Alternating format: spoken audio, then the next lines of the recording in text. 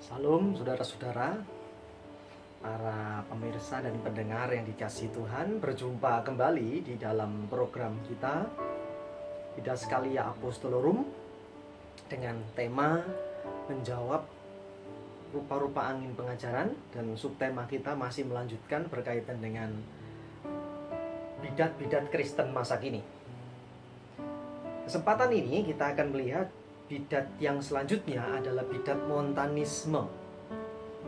Bidat Montanisme ini dipimpin oleh seorang yang bernama Montanus, yang berasal dari Ardabau, sebuah dusun di Misia. Dan sebelum Montanus bertobat, dia adalah imam dari kuil Sibele, kuil Dewa Sibele. Setelah bertobat, ia menyebut dirinya sebagai nabi dan reformator agama Kristen.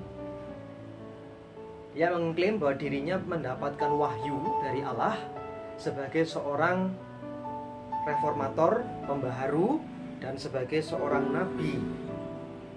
Nah, latar belakang munculnya bidat ini ialah serangan dari Gnostik yang pertama. Jadi kondisi kala itu ada serangan dari bidat Gnostik yang pertama, dan yang kedua bahwa kondisi gereja yang sudah dalam bahasa Jawa itu melempem, artinya tidak lagi memiliki semangat seperti yang mula-mula dulu. Atau dalam kata lain, gereja kala itu mengalami yang namanya kelesuan rohani. Nah, selanjutnya dalam kondisi seperti ini, gereja dalam perjalanannya hanya mementingkan hal-hal yang bersifat organisatoris, tetapi tidak lagi menghayati ajaran rasuli. Nah, dalam situasi seperti ini Montanus merasa terpanggil untuk mengadakan pembaharuan. Itu sebabnya Montanus bersama Priscilla dan Maximilla mengadakan pembaharuan dengan cara menyerang bidat Gnostik. Awal mulanya baik. Kalau kita melihat perjalanan dari bidat-bidat ini, awal mulanya baik. Tetapi ketika sesuatu yang baik tidak didasari dengan ajaran rasuli dan dengan praksisnya atau prakteknya sesuai dengan ajaran, maka akibatnya menyimpang. Nah, Montanus mengaku dirinya memperoleh wahyu khusus Roh Kudus, mulai mengadakan kebaktian kebangunan rohani di mana-mana. Itu ciri khasnya. Ia dan pengikutnya menekankan bahasa lidah dan berekstase, artinya jiwa itu meninggalkan tubuh seketika untuk bernafas dan bersukaria dalam suasana ilahi sampai tidak sadar gitu. Nah, gerakan ini dimulai sekitar tahun 172 Masehi di sekitar Asia Kecil hingga berkembang ke sebelah barat daya.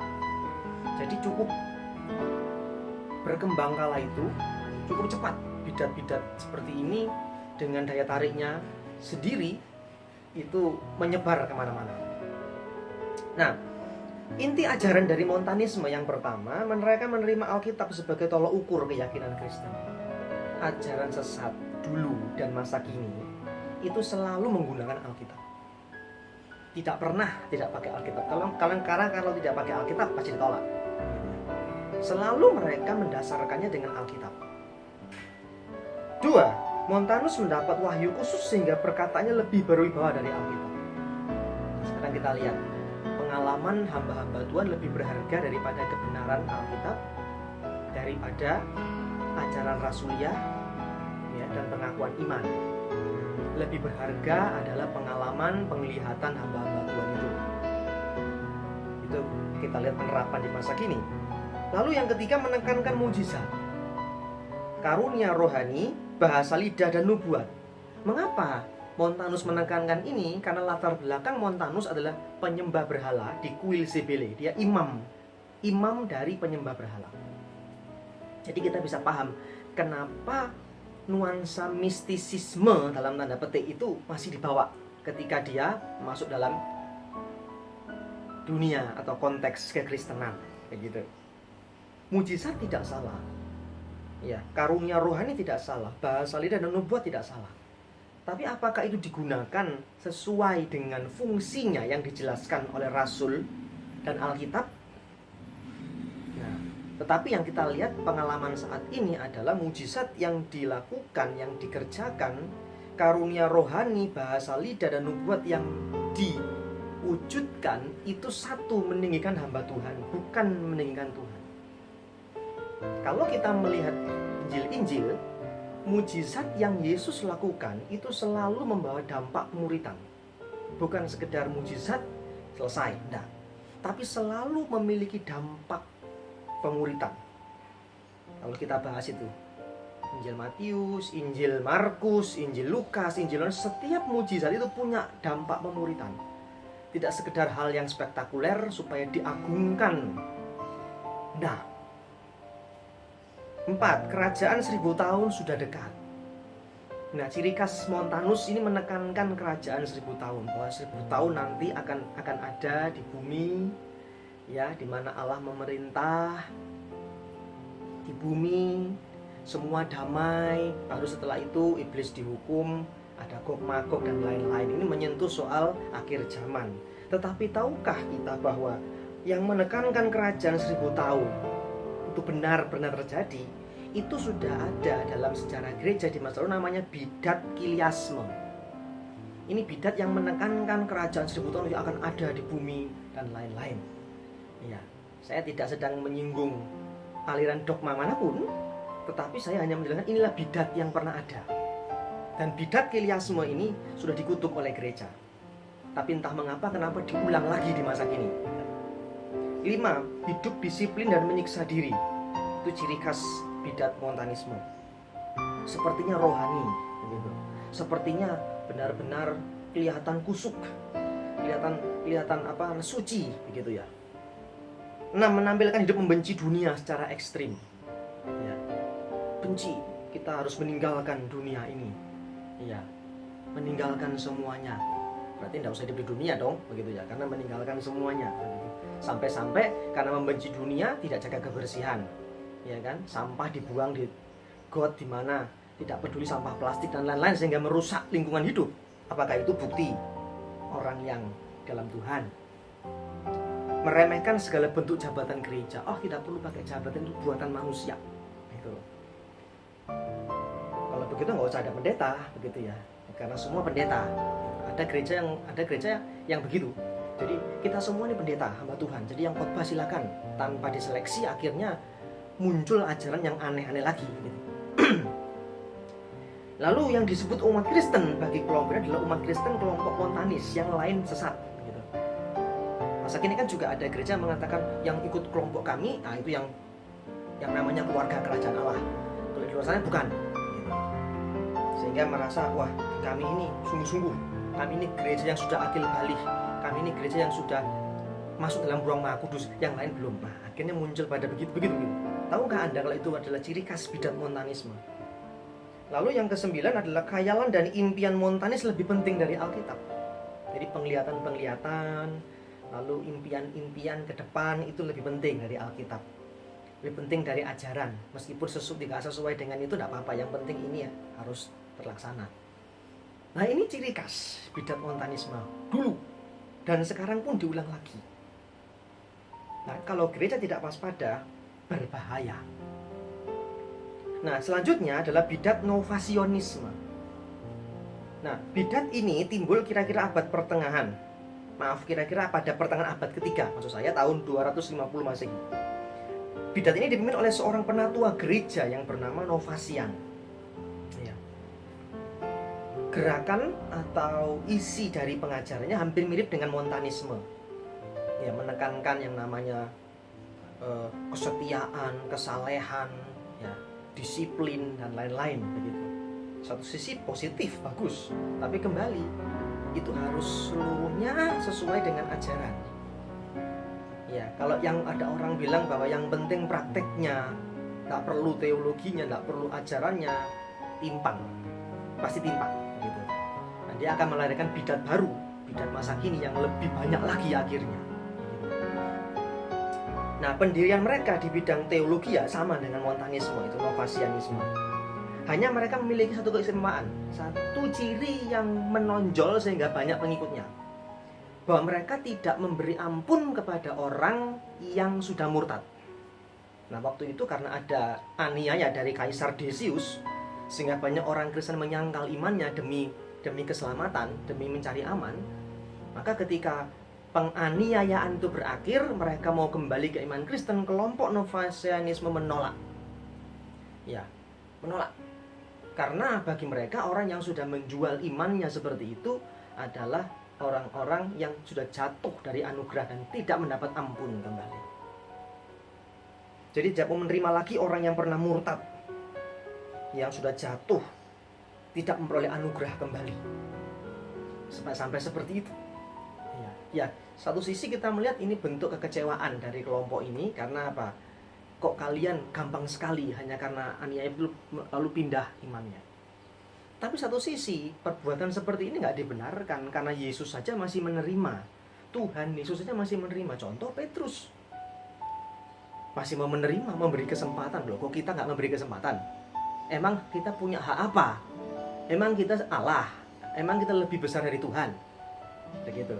Maka seringkali kalau kita lihat pengalaman masa kini, kalau ada orang mengikut agama lain misalnya, menyeberang, wah itu sudah kehilangan keselamatan. Kok kita tahu? Gitu.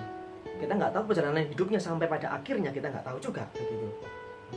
Yang utama adalah keselamatan itu pribadi masing-masing kita dengan Tuhan. Tidak ada sistem suargononut neraka katut. Artinya bahwa keselamatan itu pribadi. Kalau kita yakin, jaminan ada. Tapi tidak perlu menilai orang lain. Oh, itu seperti ini. Gitu. Padahal belum tentu. Kita nggak tahu akhir hidupnya. Kita nggak tahu sejauh mana imannya dengan Tuhan. Kita belum tahu gitu. Tapi seringkali kita menjadi hakim seperti kelompok Novasianisme.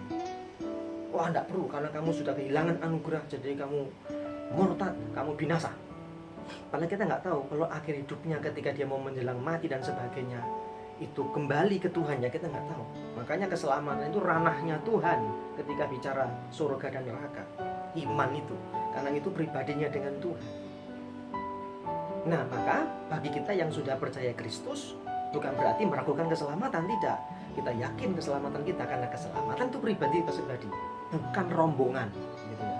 Masing-masing orang berurusan dengan Tuhan. Ya, Yesus saja menerima Petrus, memberi kesempatan pada Petrus, kok kita tidak memberi kesempatan kepada orang lain? Seperti itu. Akhirnya kalau seperti ini akan memunculkan kemunafikan Kristen. Dan kita tahu di Alkitab bahwa orang yang munafik, orang yang suka merasa diri lebih suci, lebih setia, itu adalah pemuka agama. Kalau kita baca di Alkitab, pemuka agama lah yang mereka merasa diri lebih suci, sehingga jatuh pada mencemooh orang, membuli orang, begitu. Siapa yang bertugas begitu di Alkitab Perjanjian Baru? Itulah pemuka agama. Sama dengan kelompok Novasionisme ini. Merasa diri paling setia, paling bersih, paling suci, lalu menilai orang lain. Lalu mulai memilah-milah dosa. Oh, dosa seksual itu lebih jahat ketimbang dosa bully.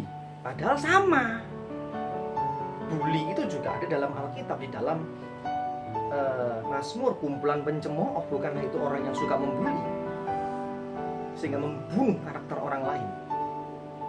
Dalam Galatia pasal 5, buah daging, salah satunya kecemaran, itu juga tindakan membuli orang. Tapi orang munafik yang merasa diri suci seperti kelompok Novasionisme ini adalah mereka yang suka membuli orang tanpa melihat bahwa dirinya lebih busuk dari orang itu biasanya. Sama dengan ahli Taurat, pemuka agama waktu itu. Membuli orang, tapi kalau dibuli tidak mau. Nah, itulah kemunafikan agamawi. Jadi mereka menutupi lukanya, seperti mereka ini boroknya, itu dengan apa? Dengan sifat yang agamis, yang rohani. Yesus saja memberi pengampunan, memberi kesempatan. Kenapa kita tidak memberi kesempatan bagi orang lain? Begitu. Seolah-olah kita yang setia, tidak murtad, wah kita pasti lebih dari mereka. Belum tentu. Nah, ini bukti itu praktek dari bidat-bidat masa lalu di antara orang Kristen. Kepada sesamanya aja tidak bisa memberikan kesempatan, sedangkan Tuhan aja memberi kesempatan untuk supaya mereka kembali kepada Tuhan. Nah, Oleh karena itu, dalam program ini kita terus akan belajar banyak hal mengenai rupa-rupa angin pengajaran yang mungkin kita anggap ini biasa, tapi sebetulnya itu adalah bidat masa lalu yang kita ulang sekarang, begitu. Nah, untuk itu biarlah kita terus bergantung pada Tuhan Yesus saja, memohon belas kasihan Tuhan tiap hari, karena hidup kita nggak lepas dari kesalahan. Karena hanya belas kasihan Tuhan yang membuat kita mampu berdiri sampai hari ini, melewati setiap tantangan hidup dan ajaran-ajaran yang berkembang masa kini. Biarlah Yesus Kristus itu menjadi yang utama dalam hidup kita semua. Karena Tuhan Yesus itu mencintai kita tanpa syarat, mengasihi kita tanpa batas, dan memberkati kita tanpa sebab. Sampai jumpa pada program berikutnya. Tuhan Yesus memberkati. Shalom.